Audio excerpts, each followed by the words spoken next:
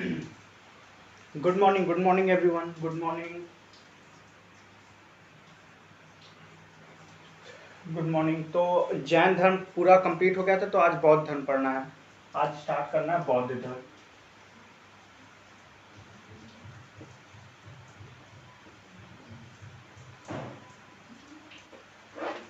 बौद्ध धर्म, ठीक है। आज हम लोग को बौद्ध धर्म पढ़ना। हम लोग ने जैन धर्म पढ़ लिया था, अब बौद्ध धर्म हम लोग को पढ़ना है, ठीक है। बौद्ध धर्म, तो बौद्ध धर्म के संस्थापक कौन थे? तो बौद्ध धर्म के संस्थापक थे गौतम बुद्ध।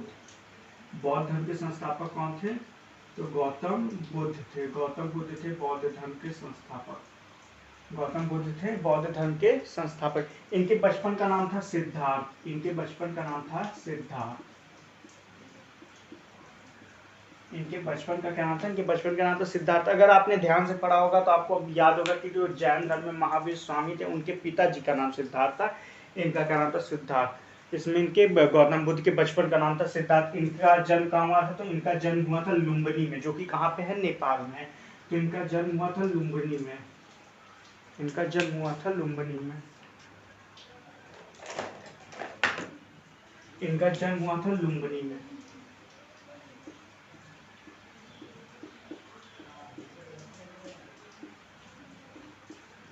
इनका जन्म कहाँ हुआ था? तो इनका जन्म हुआ था लुम्बिनी में। लुम्बिनी कहाँ? तो लुम्बिनी प्रेजेंट में कहाँ है? नेपाल में है।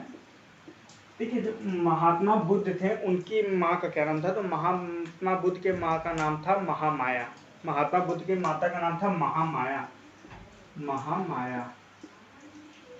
लेकिन क्या हुआ था कि ये जब गौतम बुद्ध को महामाया ने जन्म दिया था, तो उसके 7 दिन बाद, यानी कि 1 हफ्ते बाद ही महामाया की मृत्यु हो गई थी। तो इनका लालन पालन, मतलब जो गौतम बुद्ध थे उनका लालन पालन किया था इनकी मौसी ने। इनकी मौसी, या फिर उनको सौतेली माँ बोला जाता है, तो इनकी मौसी प्रजापति गौतमी ने। तो प्रजापति गौतमी, प्रजापति गौतमी, ये प्रजापति गौतमी कौन थी? तो ये इनकी मासी थी। ये क्या थी? ये इनकी मासी थी। इनकी क्या थी? ये मासी थी। ये इनकी थी मासी। देखिए, जो गौतम बुद्ध थे उनकी मम्मी तो महामाया थी, बट क्या हुआ था कि उनकी माता का क्या हुआ था? देहांत हो गया था गौतम बुद्ध को जन्म देने के 7वें दिन में। तो उनका जो लालन पालन था गौतम बुद्ध का, वो किए थे प्रजापति गौतमी ने, जो कि इनकी मौसी थी, इनकी बहन थी। कौन? प्रजापति गौतमी। और इनके पिताजी का, तो इनके पिता का नाम था शुद्धोदन। शुद्धोदन। शुद्धोदन। गौतम बुद्ध के पिता का नाम क्या था? शुद्धोदन। ये बहुत बड़े राजा थे। शुद्धोदन क्या थे? बहुत बड़े राजा थे। तो देखिए, अब इसमें क्या था कि जब गौतम बुद्ध का जन्म हुआ था लुम्बिनी में, तो उसके बाद इनके यहाँ बहुत सारे ज्योतिष लोग आए थे, पंडित लोग आए थे। तो उन्होंने एक ज्योतिष क्या किया था? एक ज्योतिषवाणी किया था। इन्होंने कहा था कि जो आपका बच्चा होगा सिद्धार्थ, इनका बचपन का नाम सिद्धार्थ था, जो आपका बच्चा होगा सिद्धार्थ, ही आपके राजपाट को आगे नहीं ले जाएगा। ये क्या करेगा? ये कम उम्र की आयु में ही घर त्याग देगा और एक ऋषि मुनि के रूप में, मतलब कि अपने बाकी के जीवन को बिताएगा एक ऋषि मुनि के रूप में।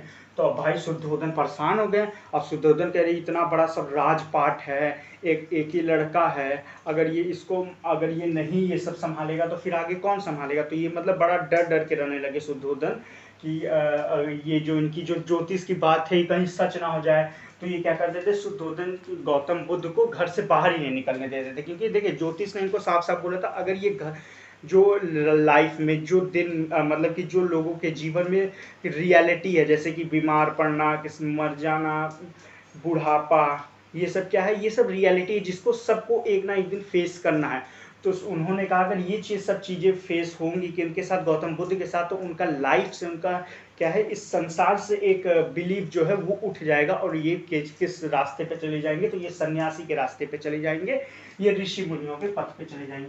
तो उसके लिए शुद्धोदन ने मतलब इनका बड़ा ख्याल रखा, इनको बाहर नहीं ले जाने देते थे। लेकिन फिर ये क्या करने लगे? ये एक बार जिद करने लगे गौतम बुद्ध कि ये हमें बाहर जाना है। गौतम बुद्ध क्या करने लगे? जिद करने लगे हमें जाना है। तो फिर इनको समझाया गया, बुझाया गया कि अभी आप नहीं जा सकते, ये वो। तो इनको क्या किया? एक ऋषि ने शुद्धोदन को बोला कि एक काम करिए, आप महात्मा बुद्ध की शादी करा दीजिए। जब शादी करा देंगे तो इनका भी एक पारिवारिक संसार हो जाएगा, उसी में ये क्या करेंगे? पारिवारिक संसार में अपने इतना उलझ जाएंगे कि फिर ये बाकी की चीज़ों को सोचेंगे नहीं, फिर ये अपने केवल परिवार के बारे में सोचेंगे, बाकी की चीज़ों को सोचेंगे नहीं, बाकी उटपटांग चीज़ों को। तो शुद्धोदन को लगा हाँ भाई आइडिया तो बहुत सही है, हम करा देते हैं शादी। तो गौतम बुद्ध की शादी करा दी गई। तो इनकी पत्नी का क्या नाम था, इनकी पत्नी की वाइफ का नाम था यशोधरा। इनकी एज क्या थी, तो इनकी एज थी 16 ईयर। जब यशोधरा की एज थी 16 ईयर, तो यशोधरा की शादी हो गई किससे, गौतम बुद्ध से। किससे शादी हुई, यशोधरा से। तो शादी हो गई, तो फिर ये भी भाई अपना बिजी हो गए। लेकिन फिर भी उनके उसके बाद भी 7 महीना 8 महीना 9 महीने बाद इनको भी फिर क्या हुआ, फिर गौतम बुद्ध के मन में आने लगा, नहीं ये सब मतलब कि उतना मज़ा नहीं आ रहा है ये सब चीज़ों में, मुझे अब बाहर जाना है। तो इन्होंने बहुत जिद करने, गौतम बुद्ध जिद करने लगे शुद्धोधन अपने पिताजी से कि मुझे बाहर जाना, मुझे बाहर जाना। तो शुद्धोधन के ठीक है, एक काम करो, जाओ बाहर, तुम बाहर घूम के आओ। तो देखिए जैसे सीएम लोग आते हैं तो क्या होता है, एक एरिया डिसाइड कर दिया जाता है, एक रास्ता डिसाइड कर दिया जाता है कि सीएम का जो दौरा होगा वो इसी रास्ते से होके जाएंगे, जहाँ अच्छी अच्छी सड़कें बनी रहती, जहाँ अगल बगल कचड़े नहीं रहते, बिल्डिंग बड़ी बड़ी रहती। तो सीएम के जो रास्ते हैं वो भी पहले से डिसाइड हो जाते हैं कि सीएम यहाँ से आएंगे, यहीं से चले जाएंगे, ताकि उनको जाम में भी नहीं फंसेंगे। अगल बगल देखेंगे तो बड़ी बड़ी बिल्डिंगें भी रहेंगी और सड़क भी अच्छे रहेंगे, तो उनको लगेगा कि हमारे जनपद में, हमारे जिला में या फिर हमारे स्टेट में कोई परेशानी नहीं है किसी को, सब चीज़ ठीक है। तो उसी तरह क्या किया गया, शुद्धोधन ने भी कहा कि ठीक है जाओ, गौतम बुद्ध को बाहर जाना, अपने सेनापतियों से कहा जाओ इनको घुमा लो। लेकिन इन्होंने भी एक रास्ता को डिसाइड कर दिया कि तुम भी इसी रास्ते से जाओ, इनको घुमा के और वापस इसी रास्ते से महल में लेते आओ, ताकि जब ये बाहर जाए तो इनको लगे नहीं बाहर भी कोई मतलब बूढ़ा नहीं है, कोई व्यक्ति बीमार नहीं पड़ता है, बाहर की दुनिया भी उतनी खुशहाल है जितना कि वो अंदर खुशी से हैं। तो इससे उनका जो एक हृदय परिवर्तन होगा वो भी हृदय परिवर्तन भी नहीं होगा, और इनका जो एक मन है कि हमें सन्यास, जो ज्योतिष लोग जो किए थे भविष्यवाणी की, सन्यासी बन जाएगा, तो ये लोग सन्यासी भी नहीं बनेंगे। तो गौतम बुद्ध को क्या कर दिया गया, भेज दिया गया, गौतम बुद्ध को भेज दिया गया कि जाइए आप घूमिए। गौतम बुद्ध को क्या कर दिया गया कि भेज दिया गया कि अब जाइए आप घूमिए। तो गौतम बुद्ध क्या किए, चल दिए। अब गौतम बुद्ध जब जा रहे थे तो उनको क्या मिला, जब वो जा रहे थे तो उनको जो है सामने एक बूढ़ा आदमी मिल गया था। एक बूढ़ा आदमी क्या कर रहा था, सड़क क्रॉस कर रहा था, तो उनको मिल गया था। तो बूढ़ा आदमी था, झुक के चल रहा था, खास के चल रहा था। तो गौतम बुद्ध ने अपने सारथी से पूछा, अपने सारथी से, सारथी यानी होता है जो घोड़ा चलाता है उसको सारथी बोलते हैं। इनके सारथी का नाम चन्ना था, इनके सारथी का क्या नाम था, चन्ना। तो उन्होंने अपने सारथी चन्ना से पूछा, और इनके घोड़े का नाम कंटक था। ये हर क्वेश्चन में पूछा जाता है, हर एग्जाम में पूछा जाता है कि महात्मा बुद्ध के घोड़े का क्या नाम था, तो कंटक, और इनके सारथी का नाम चन्ना था। ये कौन थे, तो ये सारथी थे। सारथी मतलब जो कि घोड़ा वगैरह चलाता है, जो रथ चलाता है, जो रथ का ड्राइवर रहता है उसको सारथी बोलते हैं। तो चन्ना इनके सारथी थे। तो महात्मा बुद्ध ने चन्ना से पूछा कि वो क्या है, तो चन्ना ने क्या बोला, चन्ना ने बोला कि साहब वो तो बूढ़ा आदमी है। तो गौतम बुद्ध के, बूढ़ा आदमी ये क्या होता है। तो चन्ना ने उनको बताया कि साहब ये बूढ़ा आदमी, सब एक दिन बूढ़े हो जाते हैं। तो गौतम बुद्ध बोले हम भी बूढ़े हो जाएंगे। तो चन्ना बोला हाँ साहब सब बूढ़े हो जाते हैं, आप भी बूढ़े हो जाएंगे। फिर वो थोड़ा दूर गए तो फिर उनको क्या मिला, देखिए पहले उनको कौन मिला, तो बूढ़ा व्यक्ति मिला, इसको लिख देते ओल्ड मैन। फिर जब गए थोड़ा दूर तो इनको क्या मिला, दोबारा गए तो इनको एक बीमार आदमी मिला, बीमार आदमी इल मैन, क्या मिला उनको एक बीमार आदमी मिल गया। तो फिर गौतम बुद्ध ने पूछा कि चन्ना ये कौन है, तो बोले कि अरे साहब ये तो बीमार है। तो कहता है ये बीमार ये क्या होता है, तो कहता है कि साहब जब समय के साथ जब एज बढ़ती है, आयु बढ़ती है, तो कई तरह की बीमारियां भी आती है जो हमारे बॉडी से लग जाती हैं। तो उसी तरह से उसको भी बीमारी है, हैजा है, कालरा है, इस टाइप की उसको भी बीमारी है, जिसके कारण वो बेचारा परेशान है। तो फिर जो यहाँ पे गौतम बुद्ध कह रहे बाप रे बीमारी भी होती है। फिर उन्होंने तीसरा क्या देखा, उन्होंने तीसरा देखा अर्थी, उन्होंने तीसरा क्या देखा, अर्थी देखा, अर्थी देखा। फिर पूछा चन्ना से कि ये क्या है, ये क्या कौन है और ये क्यों लेटे हैं, इनको क्यों 4 लोग ले जा रहे हैं। तो चन्ना ने बोला साहब ये अर्थी है, जब लोग बूढ़े हो जाते, बूढ़े होने के बाद वो बीमार पड़ते, बीमार होने के बाद वो जब मर जाते हैं तो उनको फिर ऐसे ही उठा के ले जाया जाता है। तब फिर जो भयभीत हो गए गौतम बुद्ध, अरे बाप रे यानी कि हम भी एक दिन बूढ़े होंगे, हम भी एक दिन मरेंगे, हम भी एक दिन ऐसे ही उठा के हमें भी लोग ले जाएंगे। फिर इन्होंने चौथा आदमी किसको देखा, तो इन्होंने ऋषि को देखा। किसको देखा, इन्होंने एक ऋषि को देखा। इन्होंने एक ऋषि को देखा जो कि आराम से एक पेड़ के नीचे बैठ के आराम से लीन था, किसमें, भगवान में लीन था। तो फिर उनसे पूछा गया, फिर चन्ना से पूछा ये कौन है, तो बोले ये साहब ऋषि है। तो कह रहे इनको क्या हुआ, ये तो कुछ कोई रिएक्शन कोई प्रतिक्रिया नहीं दे रहे, चुपचाप बैठे। तो उन्होंने बोला साहब ये भगवान के आस्था में लीन है, इनका डायरेक्ट कनेक्शन हो रहा है भगवान से। तो गौतम बुद्ध के अच्छा। तो फिर गौतम बुद्ध उसके बाद के आगे घर आ गए। तो घर पे आके टहल टहल के सोच रहे हैं, उनकी पत्नी आई यशोदा, अरे क्या हो गया जी, आप क्यों इतना परेशान है, चलिए कुछ खाना खा लीजिए। तो उनको भी डांट के भगा देते हैं, तुम हट जाओ, हम कुछ सोच रहे हैं। तो अकेले कमरे में बैठ के बस सोच रहे हैं, वो बस यही सोच रहे हैं कि एक आदमी मिला, एक बूढ़ा आदमी मिला, एक बीमार आदमी मिला, एक अर्थी मिली और एक ऋषि मिला। तो ये तीनों चीज़ें हम नॉर्मल लोगों को तो होगी, लेकिन जो ऋषि था उसको देखे तो कहा ये तो ऋषि तो भाई कितना मतलब एकदम प्रसन्नता से चुपचाप एक जगह बैठ के भगवान के मतलब लीन है। जब हम वो बूढ़े होंगे, बीमार पड़ेंगे, उसके बाद मरेंगे, इससे बढ़िया हम डायरेक्ट ऊपर वाले से क्या कर लें, नीचे ही बैठ के कनेक्शन कर लें। तो उन्होंने डिसाइड कर लिया कि हम क्या करेंगे, हम जो है ऋषि बनेंगे, हम संन्यास लेंगे। उन्होंने क्या डिसाइड किया कि हम संन्यास लेंगे। देखिए ज्योतिष ने इनको पहले ही बोला था, और जो एक बार देखिए जो भी चीज़ें एक बार लिख जाती हैं किस्मत में वो तो हो के रहती हैं। देखिए कान ऐसे पकड़ो या ऐसे पकड़ो, कान पकड़ाएगा। उसी तरह किस्मत में जो चीज़ लिखा है आज नहीं हुआ कल नहीं हुआ, लेकिन वो चीज़ें होंगी। तो शुद्धोधन जी थे, राजा थे, वो भी बहुत कोशिश की कि अपने बच्चे को वो सब माहौल से हटाए नहीं, ताकि इनका राजपाट आके कौन ले जाए, लेकिन ऐसा हुआ नहीं। और इन्होंने क्या किया, ठान लिया कि मुझे क्या लेना, मुझे तो संन्यास लेना है। तो इन्होंने संन्यास की पूरी तैयारी कर ली, संन्यास की पूरी तैयारी कर ली। तब तक पता चला कि जो यशोधरा थी वो क्या थी, प्रेग्नेंट थी। तब तक पता चला यशोदा प्रेग्नेंट थी। तो फिर शुद्धोधन खुश हो गए, अब तो भाई इनके बच्चे, अब गौतम बुद्ध का बच्चा हो जाएगा। अब गौतम बुद्ध के बच्चे हो जाएंगे तो अपने बच्चों में बिजी हो जाएंगे, तो शायद ये सब ये छोड़ दे। तो इनके बच्चे हैं, गौतम बुद्ध के बच्चे हैं, जिसका नाम रखा गया राहुल, जिसका नाम रखा गया राहुल। तो गौतम बुद्ध के बच्चे का नाम क्या रखा गया, तो गौतम बुद्ध के बच्चे का नाम रखा गया राहुल। राहुल का मतलब होता है रास्ते का कांटा, राहुल का मतलब होता है रास्ते का कांटा। तो फिर उसके बाद भी लेकिन गौतम बुद्ध माने नहीं, उनको कहे नहीं हमें संन्यास लेना है लेना है लेना है। और उसके बाद उन्होंने 29 वर्ष की आयु में, 29 वर्ष की आयु में, 29 एज में, 29 साल की उम्र में इन्होंने क्या कर लिया, इन्होंने संन्यास ले लिया। इन्होंने संन्यास ले लिया, सब कुछ त्याग दिया, मोह माया, पत्नी बच्चे, माता पिता मौसी, सबको इन्होंने त्याग दिया। अपने घोड़े कंटक, अपने चन्ना सारथी, सबको इन्होंने त्याग दिया और कहा कि हम एक ऋषि के पथ पे चलेंगे, हम सन्यासी के पथ पे चलेंगे, क्योंकि हमने सन्यास लिया। तो इन्होंने 29 वर्ष की उम्र में क्या किया, 29 वर्ष की उम्र में सन्यास ले लिया। यहाँ हमेशा कन्फ्यूजन होता है, गौतम बुद्ध ने 29 वर्ष की उम्र में सन्यास लिया था, जैन धर्म में महावीर स्वामी ने 30 वर्ष की उम्र में सन्यास लिया था। देखिए जो गौतम बुद्ध थे ये शाक्य कुल के थे। ये किस कुल के थे, शाक्य कुल के थे, इसलिए इनको शाक्य मुनि को बोला जाता है, शाक्य मुनि।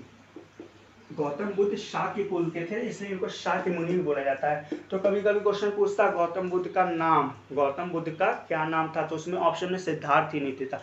तो भाई आप लोग कंफ्यूज हो जाएंगे, सब कंफ्यूज हो जाएगा, सिद्धार्थ नाम नहीं था तो क्या होगा, यानी कि जो हमें सब पढ़ाया है सब गलत पढ़ाया है। तो शाक्य मुनि, उनका क्या है, गौतम बुद्ध का नाम क्या था, शाक्य मुनि था। तो फिर क्या किया, अब इन्होंने क्या कर लिया, संन्यास ले लिया। ठीक है, अब संन्यास के बाद इन्होंने क्या किया, देखिए गौतम बुद्ध ने संन्यास ले लिया, संन्यास दिलवा दिया गया ना गौतम बुद्ध को। गौतम बुद्ध ने क्या कर लिया, संन्यास ले लिया। अब संन्यास लेने का थोड़ी ना मतलब है कि संन्यास लिए तो इनको ज्ञान की प्राप्ति हो गई सबकी, उसके लिए इनको अलग से सन्यासी की तरह क्या करना पड़ेगा, चुपचाप बैठना पड़ेगा, मौन धारण करना पड़ेगा। एक आत्मा का परमात्मा से तुरंत मिलन थोड़ी ना होता है कि संन्यास ले लिए कि हम बोल दिए कि हम संन्यास लेते हैं तो मतलब मेरा तुरंत आत्मा का परमात्मा से मिलन हो जाएगा, ऐसा थोड़ी ना है। उसके लिए इनको भी आगे क्या करना पड़ेगा, इनको बहुत सारी तपस्याएं करनी पड़ेगी, यज्ञ करनी पड़ेगी, तब मिलेगा ना इनको। तो गौतम बुद्ध का हम लोग संन्यास दिखा दिए हैं, अभी इनको ज्ञान की प्राप्ति नहीं हुई, अभी इनको केवल क्या हुआ, संन्यास। तो गौतम बुद्ध ने क्या किया, संन्यास ले लिया। अब क्या हुआ देखिए, गौतम बुद्ध ने संन्यास ले लिया। अब गौतम बुद्ध संन्यास लेने के बाद इन्होंने सबसे पहले शाक्य दर्शन की शिक्षा ली। देखिए इनके पूर्वज, इनके कुल कौन थे, तो शाक्य कुल के थे, तो इनका नाम भी पड़ गया शाक्य में। तो इन्होंने सबसे पहले शाक्य दर्शन, इन्होंने सबसे पहले, देखिए ये बहुत इंपॉर्टेंट है, इन्होंने सबसे पहले शाक्य दर्शन की शिक्षा ली। शाक्य दर्शन की शिक्षा ली, किससे ली? तो अलार कलाम से। अलार कराम से इन्होंने शाक्य दर्शन की शिक्षा ली। फिर इन्होंने दूसरा योग दर्शन की शिक्षा ली। इन्होंने योग दर्शन की शिक्षा ली, किससे ली योग दर्शन की शिक्षा? तो इन्होंने योग दर्शन की शिक्षा ली रुद्र कराम से। किससे? रुद्र कराम। तो गौतम बुद्ध ने संन्यास के बाद दो शिक्षा ली, शाक्य दर्शन की शिक्षा ली अलार कराम से और योग दर्शन की शिक्षा ली रुद्र कराम से। ठीक है, ये दोनों की शिक्षा ले ली। अब इनके बाद क्या होता है कि ये तो इन्होंने ये शाक्य दर्शन की शिक्षा ली अलार कराम से। क्वेश्चन पूछा जाता है शाक्य दर्शन लिखा किसने है? अब बताइए, आप भी तो आप पढ़े, शाक्य दर्शन की शिक्षा किससे ली गौतम बुद्ध ने? अलार कराम से। ठीक है, शाक्य दर्शन एज अ बुक किसने लिखा है? तो कपिल मुनि ने लिखा है। शाक्य दर्शन एज ए बुक लिखा है कपिल मुनि ने, कपिल मुनि ने लिखा है। और योग दर्शन किसने लिखा है? तो इस समय योग दर्शन का तो बहुत फेमस है बाबा रामदेव का, पतंजलि।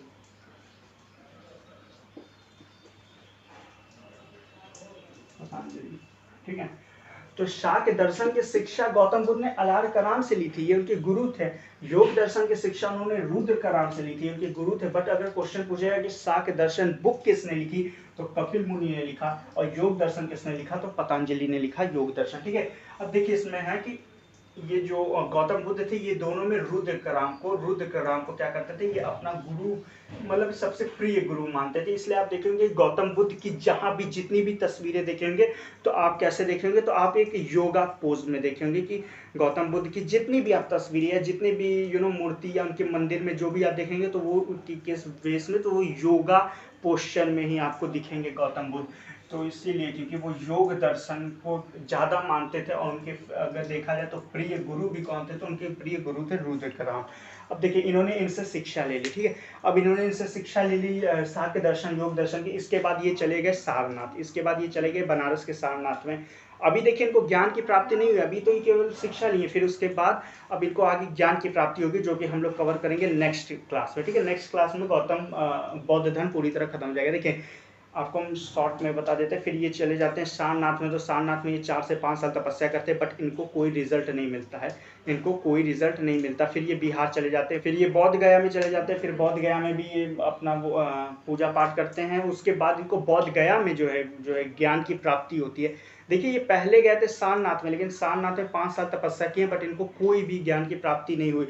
फिर ये बौद्ध गया में आए तो इनको बौद्ध गया में ज्ञान की प्राप्ति हो जाती। तो फिर ये बौद्ध गया से उठ के सारनाथ जाते हैं और सारनाथ में जाके अपना पहला उपदेश देते हैं, जो कि हर एक क्वेश्चन में, मतलब कि हर एक क्वेश्चन पूछा जाता है गौतम बुद्ध ने अपना पहला उपदेश कहाँ दिया, तो सारनाथ। तो ये सब की हम लोग चर्चा करेंगे कल। तो आज तक के लिए बस इतना ही। Okay, thank you.